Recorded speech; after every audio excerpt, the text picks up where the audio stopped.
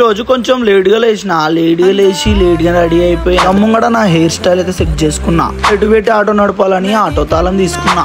ఇక ఇంట్లోకి వెళ్ళి చక్కగా బయటకు వచ్చేసిన. ఆటో కాడికి వెళ్ళిపోయి ఆటో తీసేసిన. ఆటో తీసుకొని చక్కగా రోడ్ మీదకి వెళ్ళి బస్ స్టాండ్ దాకా వెళ్ళిపోయినా. అరే బస్ స్టాండ్ లో పబ్లిక్ లేరు, అందరు మా ఆటో డ్రైవర్లు. నాకు అర్థమైపోయింది అలా గిరాకీ ఏం లేదు. ఇంకా సాయిగాంతో ఎంతసేపు బస్ స్టాండ్ లో ముచ్చట పెట్టిన.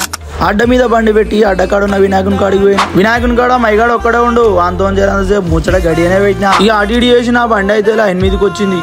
వీళ్ళిద్దరు ఆటో కాడికి వచ్చి ఆటో ఎక్కుతారు అనుకున్నా, పోయి బస్ ఎక్కిరు. అరే చూస్తురుగా బస్ స్టాండ్ లో అసలు మందే లేరు. నాకేమో మస్తు ఆకలి అవుతుంది. ఇక అటు ఇటు చేసిన బండి అయితే నిండింది. ఇక అంచెలు బండి తీసి వాళ్ళు ఏడ దిగుతారో ఆడ దించేసి ఇక ఇంటికి వచ్చి ఫోన్ చూస్తుంటే మా ఆటో గ్రూప్ లో టింగ్ మన మెసేజ్ వచ్చింది. మా దోసుగాన వాళ్ళ గల్లీలా అన్న ప్రసాదం పెడుతురంట. టైం చూస్తేనేమో 2 అవుతుంది. ఆకలి అయితే బాగా అవుతుంది. ఇక ఇట్లా కాదని చెప్పి బయటకు వచ్చి బండి తీసిన. చిన్నగా రోడ్డు మీదకి వచ్చిన. ఇక మెల్లగా గణేశుని కాడికి పోయినా.